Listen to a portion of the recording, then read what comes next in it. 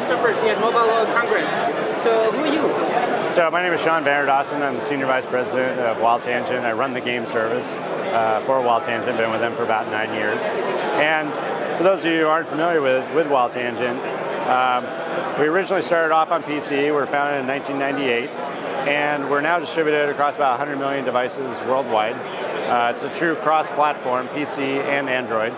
And we're announcing at this show today a couple different things. One is the continuation or the extension of our relationship with Sony, where on March 1st you'll now be able to access our game service in the Sony Select app across all the different devices that are out there.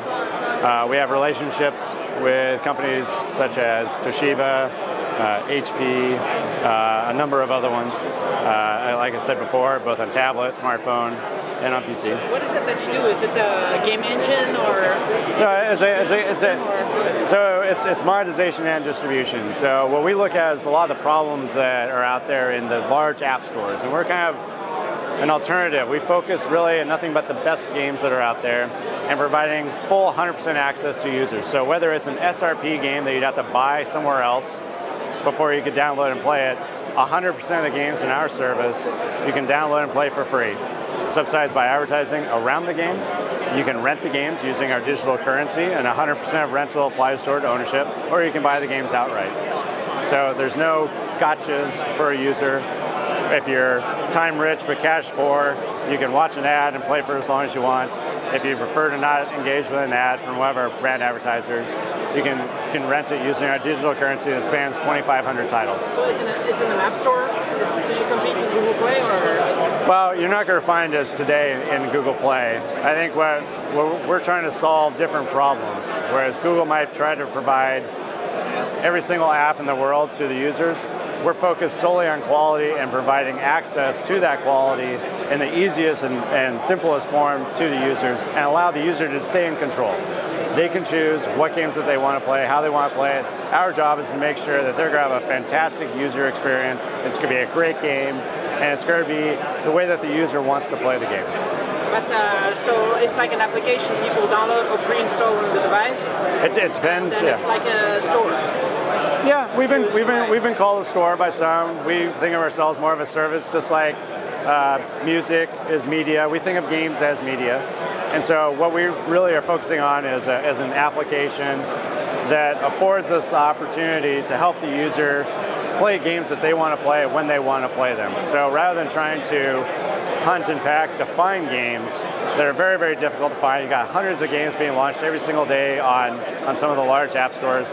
We're launching a very, very small number every week, and really just focusing on quality and making sure that it works on the user's device. And that's not something that I think anyone else can really claim today. So how do you monetize? Is there like a fee or something that goes through to you based on what people buy, or show us a bit?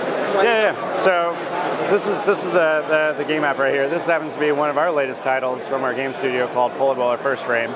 You might recognize it. It's been around originally on PC since about 2004, 2005. Hundreds of millions of people have played this game worldwide. And what you can do as a user, I'll go to the home screen so you can see other titles in there as well too. The consumer can really, participate in an ad where we would make a rev share off of that, as with a game developer and distributor.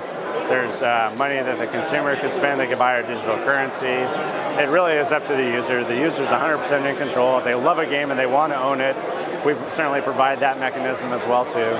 But it's about finding the games that the user wants to play and making it as easily accessible to the user as possible. All right, so how many Android users use your system today?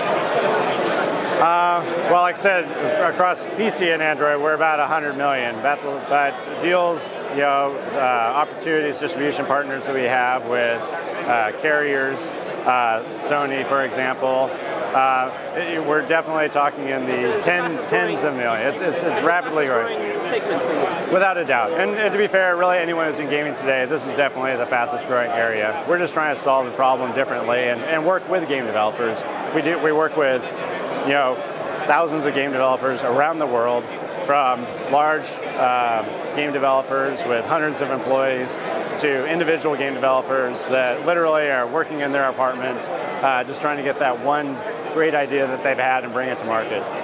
So there's E3 coming up. There's Nintendo, Sony, and Microsoft trying to do things, but Android is going to be the biggest platform for games, right? I suspect that Android's going to continue to dwarf the distribution. Windows 8, right? They came out with their launch. You're starting to see pick up, more users moving over to Windows 8. We have a long history, successful history on the Windows platform. We're really just continuing that on Android and leveraging every way that we can possible for the game developer, for the distribution partners that we have, and for consumers ultimately.